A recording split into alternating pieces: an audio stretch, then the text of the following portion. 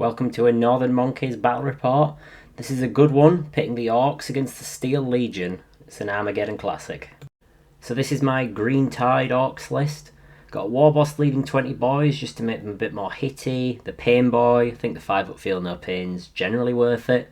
I think if I had more boys, I would just field more boys instead of the Pain Boy, but I'm pretty much maxed out on the amount of Orks that I'm willing to paint at this point. And then I've got a mech leading another 10 boys. And then a bunch of other stuff hanging around. There's like Commandos, Storm Boys, who are all both really good for scoring points. Mega Trap Scrapjet, a bit of shooting, very unreliable, and then the Death Dread. Put the Death Dread in reserves at the start. This is my deployment here. There's just a lot of gun on the other side of the board, so I didn't want him just getting lit up with his weedy movement. So I was hoping to see a rapid ingress from him. But yeah, deployed some of the boys to sticky the home objective. It's on take and hold, so it's good to hold your backfield objective. And we've got the mech ready to buff up the Scrapjet.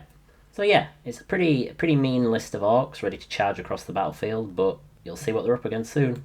So yeah, this is the Steel Legion forces, very steel, with all the vehicles you can possibly get.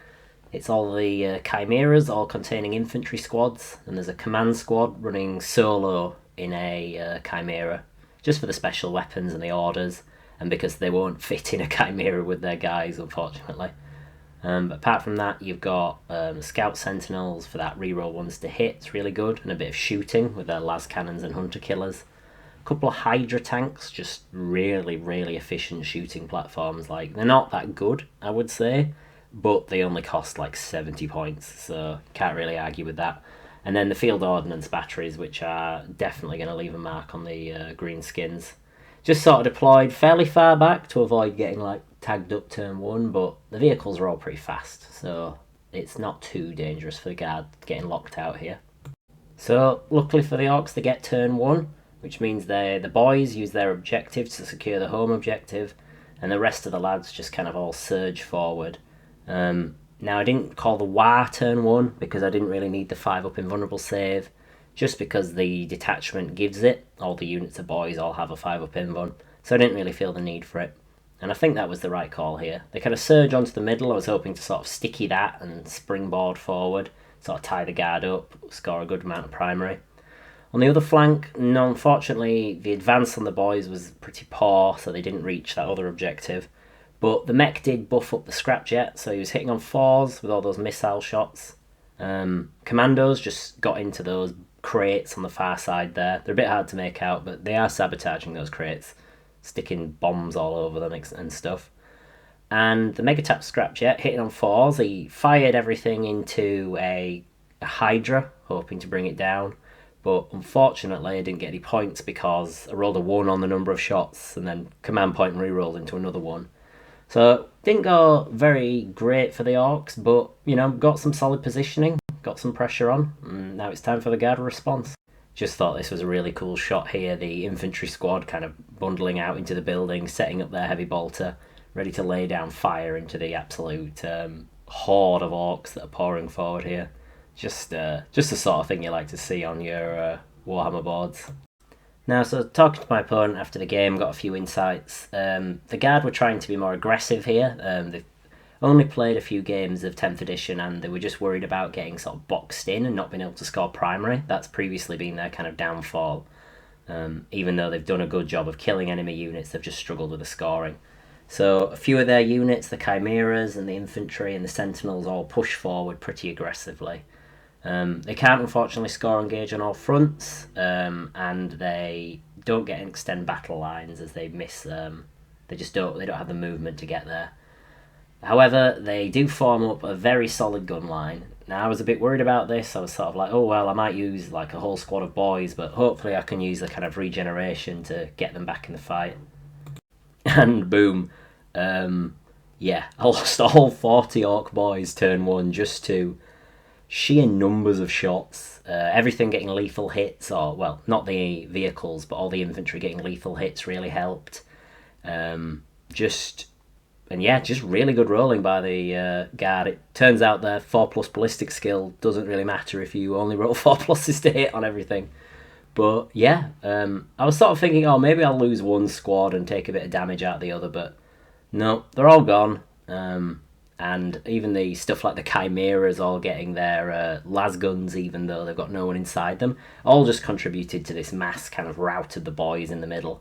And this sort of in a good move to finish off the last few boys and their knob, the Chimera went in and got a really good, I think like a 4 or 5 mortals on the tank shot, and just managed to finish off this entire squad, which, you know, very, very good stuff by them. You know, really, you know, showed how you needed to turn the pressure on. Now, I think this could have been very demoralising, could have been very lights out, but I was thinking about it, and I've got my home objective stickied, I've still got a few units hanging about and some stuff in reserves, and generally the commandos completed sabotage, the guard didn't really get any secondaries turn 1, so while this game might seem over, it wasn't over yet. So yeah, over here a Chimera came crashing in, but didn't do... Well, 2 good things happened here for the Orks. One, the Chimera didn't really do anything with its shooting, thanks to perhaps the distraction grot. Yeah, that was it. The 5-up invuln from the distraction grot really came in handy here. And the Chimera went in, didn't do any damage, took a few wounds of its own, and then the Orks piled in and completed their sabotage action and out-OC'd the Chimera off the objective. So I love commandos, they're a great unit. People sort of say they're too expensive, but I just think they have so many rules. It's kind of hard for them to be too expensive, I guess. So Orks turn 2, got a few options here. I had Secure No Man's Land, which is pretty easy on the other flank, and Marked for Death. So the marks went down on the field ordnance and some of the Hydras, just since they were the sort of toughest things that the guard have. Now, I brought some Storm Boys in. There weren't really anything for them to do objective-wise, so they just came in and attempted to get a charge into this infantry squad, because then they'd be able to sort of consolidate into the guns and tie them up. Would have been a really a big swing on the game, I think, there, just to silence those guns for a turn or 2. Now, unfortunately, 9-inch rerollable charge, it's not the most reliable thing, and the Storm Boys whiffed it. Meanwhile, the Storm Boys, the Commandos, sorry, they got I went for War, obviously turn 2, like, there's no point in saving it anymore. So, I didn't get to wipe out those infantry, but the Commandos did reduce that guard tank down to 2 wounds, so that was really, really good. They just, you know, with the power claw on the guy, they just slapped it really hard. Now, on the other flank, things, continue to not go great for the Orks. The Scrapjet got boosted up again, fired everything it had into that Hydra. Unfortunately, even hitting on 4s, it just missed. I think it got a decent number of shots, but then didn't hit with a single one. You know, Ork shooting, what can you do? However, I decided with the Ork shooter boys on foot and the big shooters from that Scrapjet all fired into that infantry squad up top.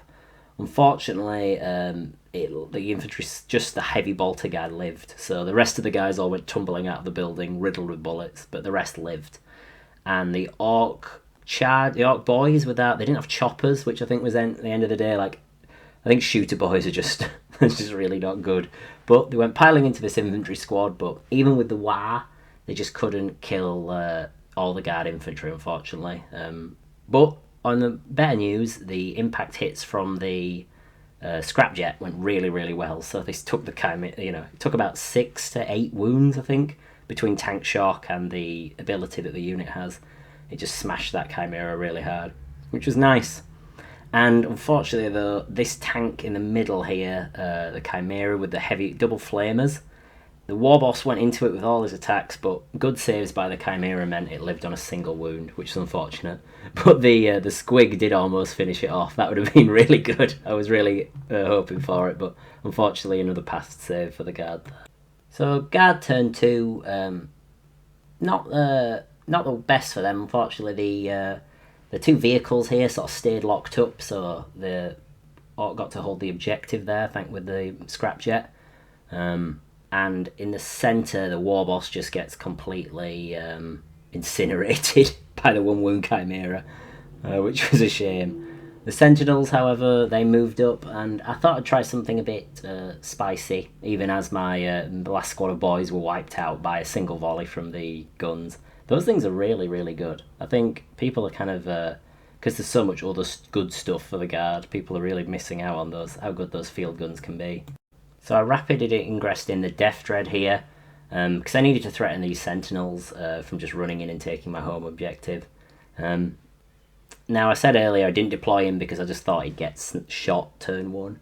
There wasn't a lot of cover on the battlefield for him, really, because he's such a lumbering model, and he's not very fast to boot as well, so he probably would have just got lit up. This rapid ingress, I mean, I tried to get a bit of cover for him here. Unfortunately, one of the, I think, a hunter-killer missile or a las cannon from the Sentinel snuck through and did 7 wounds to him, so he was already pretty hurt. But still, he doesn't degrade, so he was ready to go snipping next turn. And he did. We'll see. The Hero Commandos, they killed their Chimera, secured this objective, carried on scoring me lots of secondary points. Extend battle lines was really good here. Now, they then proceeded to go charging off and wipe out the infantry squad and pile into the command squad, just to kind of keep the Guard back, try and stop them from getting up onto the primary. Because even though I'm taking a lot of losses and a lot of the Guard stuff just isn't quite dying, the Orks are still doing really well on points here. They're still scoring primary, and they're still sort of holding the Guard back with their waves of boys. And now the Death Dread went in. Unfortunately, he did score air denial thanks to his battle shock ability. It made the Sentinels ineligible, so he did get the air denial for me. Again, more big points on the board for the Orks. But the 7 damage claw and some good saves from the Sentinel just meant that, unfortunately, he only managed to snip one of them down. Just a weird breakpoint with the Sentinels. They're very tough, they're very good. And I think a unit of 2, with them being able to come back from reserves because they have the regiment. It's a stratagem when they're destroyed. It's a really, really good thing. And I think something that the Guards sort of get, lots of players are like, oh, my 20-man infantry brick, I've got to bring them back. But these Scout Sentinels, they're really hardy for their points. Now, the Commandos sort of did their best to kind of storm this point and hold the Guard back. But unfortunately, they were cut down by the Commissar, and then he managed to get a big advance roll and got onto that point to score some Guards and primary at the end of the game. The Hydras came flying in and killed the Scrapjet. We were saying it was very funny that this thing was called a Scrapjet, but it doesn't have the fly keyword, so there were no rerolls for the Hydra. Unfortunately, so because that Sentinel survived in the middle, and that meant it could fall back and take the Ork home objective, which then meant I wasn't scoring the 5 primary points on the final turn. But I think this is a good thing of turn 1, lost 40 boys, it's like most of my army. Really devastating for the Orks. But by sort of playing those secondaries as much as possible, there were lots of different opportunities, and the Guard just kind of holding them back off primary.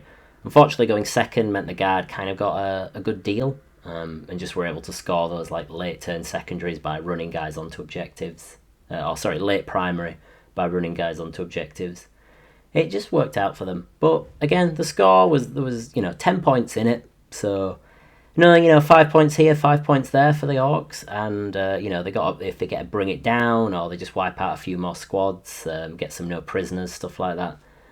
Could have easily gone the Orks' way.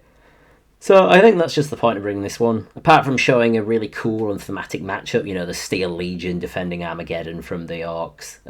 It's just to show that even if you take big losses early on, you can still kind of drag your way through the game. And, Orks always win as long as they get a fight. So yeah, I'm going to a 750 points per person doubles tournament for Unmasked Mental Health. It's a charity organisation in the UK here. Going there at the end of this month, and I'm going to do a little blog about the day and the different matchups.